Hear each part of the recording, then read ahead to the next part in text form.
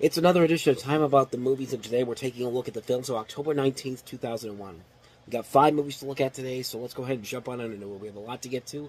And let's begin with the biggest new release of the weekend, and that is Johnny Depp and Heather Graham in the horror film From Hell.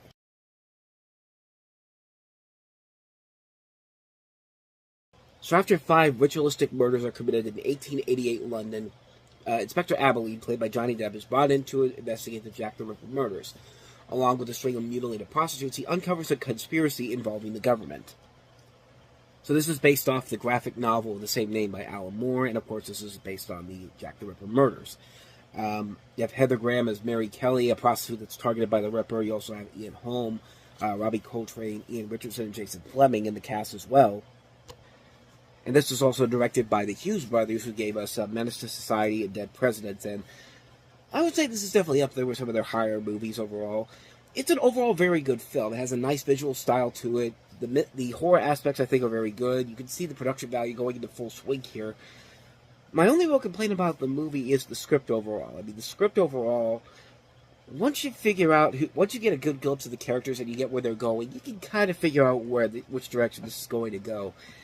And it's not necessarily great, but I've seen much worse. I mean, it's not the worst adaptation that Alan Moore's graphic novels have had. I mean, wait until we get to League of Extraordinary Gentlemen in a couple of years. But this right here is it's a decent movie. It's a movie that works beneficially mostly with the visual aspect and the casting of the two leads, Johnny Depp and Heather Graham, as well as the horror aspects. Everything else, though, is just kind of middling. I mean, you expect a whole lot more from it, especially with a story like this, the Jack the Ripper murders. This should be very compelling on so many levels, but sadly it isn't. Like, the script, I think, needed one more good rewrite in order for it to really come to life in general. But as it is, it's fine for what it is. Could have been a lot better, should have been a lot better, but certainly isn't one of the worst things that has been done to an Alan Moore book.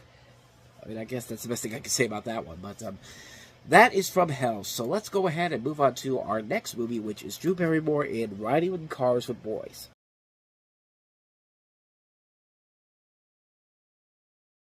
Based off of a book of the same name, Drew Barrymore plays the woman in this that actually wrote the book. She's a woman who's overcome difficulties, including being a teenage mother, and who later earned a master's degree, and spans between 1961 and 1986, with a cast that includes Steve Zahn, Whitney Murphy, James Woods, Lorraine Bracco. It was the last movie directed by Penny Marshall. And, I don't know. It's a movie that's very odd. Like, it's a movie that I should like. It's got a lot of good performances overall. It's a Penny Marshall movie. I mean, that's my bread and butter right there. I like those type of movies. And I like Drew Barrymore. I like Steve Zahn. I like Whitney Murphy. I like James Woods. They're all very good actors. But the trailer really gives away a lot of what the movie's about. And when you actually see the film, it's just like, wow, there's literally nothing about this movie that I didn't know going into it. I mean, you can pretty much pinpoint everything that's going to happen right from the get-go, and it's not that engaging, it's not that interesting, and it should be. I mean, everybody here has tried their best, and it tries a little bit too hard to try to go to terms of endearment in many aspects, which, not to the point of that movie in particular, but it's definitely a very mixed bag of a film. It's a film that I think, it's not a bad movie per se. It's a movie that's just kind of like, it's fine, but again, kind of like with From Hell, you expect so much more from where they were going with it, from the direction that you thought they were going to take it. And I don't know, maybe they were told to tone it down from the book, but I don't know. I should be more excited about this one, but unfortunately I was just kind of like, not really that great either. Again, kind of like From Hell. Glad I saw it. Have no real intentions of ever watching it again. So that's Riding in Cars with Boys. On to the next movie, and that is The Last Castle.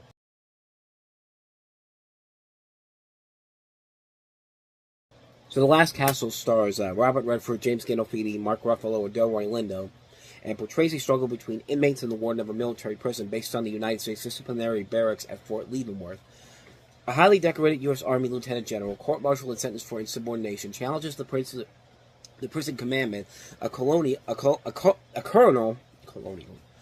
I'm out of shape right now. I'm out of it right now, if you can tell. But a colonel,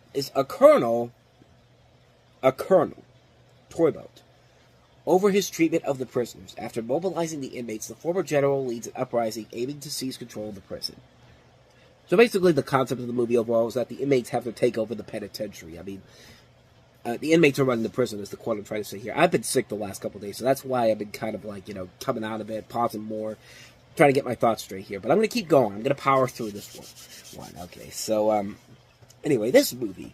Most notably about this movie, I remember was that the poster for this movie, there was a poster where the American flag was turned upside down as a standing distress call. However, after 9/11, due to concerns about public sensitivity, they actually took that poster out of circulation, and it's become pretty much a rare poster. If you can find it somewhere, you can probably get a good massive price on it. It's online, selling online for eBay. But I digress.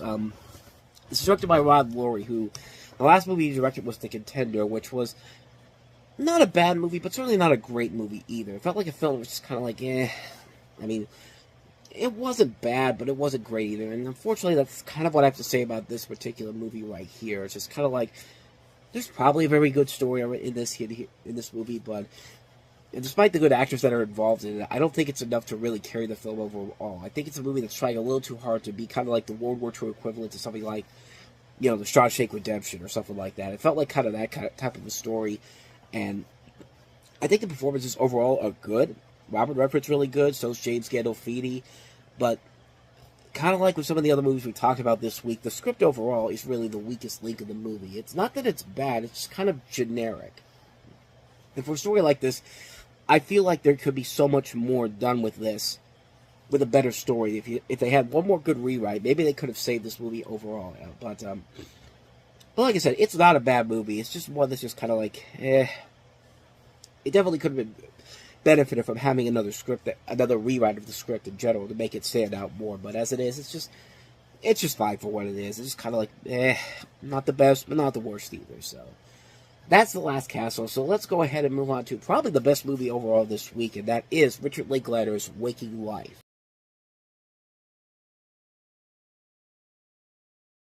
So Richard Linklater directed this movie and wrote it with the animated film that has very unique animation to it.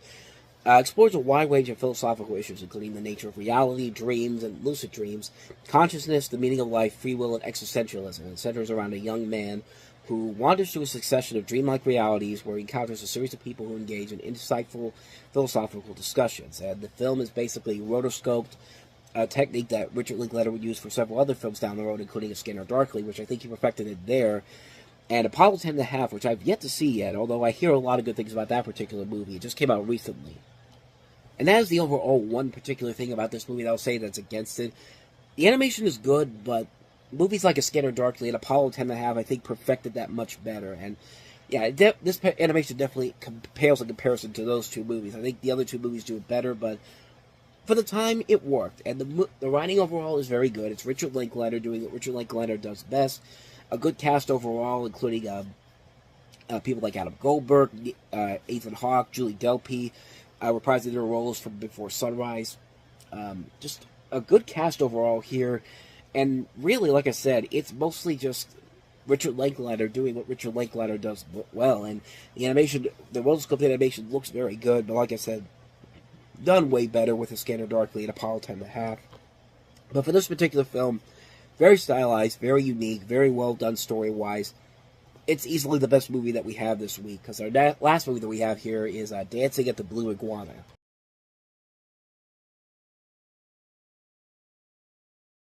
Yeah, I couldn't even find a trailer for this, but this was a notable film for a number of different reasons. One, the director Michael Radford did Il Postino, which was the last film featuring Marcello Mastroianni. And this is a film that's basically an erotic drama about the lives of strippers at a gentleman's club. And the strippers include Sandra Oh, Charlotte Ayana, Kristen Bauer, Daryl Hannah, Sheila Kelly, Elias Koteas is in the cast as well. So is Jennifer Tilly. And I only see like bits and pieces of the movie. And from what I saw from it, it's pretty good from what I saw from the little bits and pieces of it. I don't know if that takes up the advantage of the entire movie itself. I don't know if the rest of the movie itself is all that good, but from the little bits and pieces I've seen from it, there are some promising elements to it. I think the acting overall is very good. It isn't just a movie where it is just strictly, watching these beautiful women stripping for you. It's not that at all, but it's actually a very compelling story from the little bits and pieces I've seen from it.